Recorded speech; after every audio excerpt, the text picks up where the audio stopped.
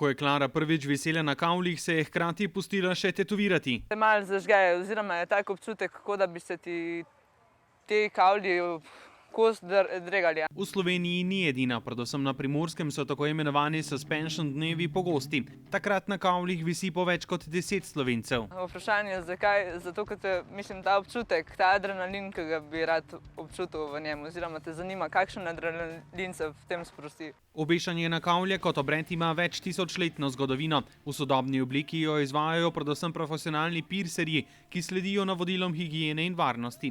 Klara je kot mladoletna potrebovala soglasje mame. Mama je bila prvo slučaj, mislim, kaj če se kaj zgodi pri tem, kaj če bo kaj narobe. Nato jo je mama vendarle podprla. In čeprav Klara pravi, da to počne predvsem zase, ji priznanje in odobravanje publike prija. Vidiš to množico, ko navija za tebe, začne ploskati, začnejo žvižgati, vse pač to veselje, ko vidiš, mislim, da občutiš.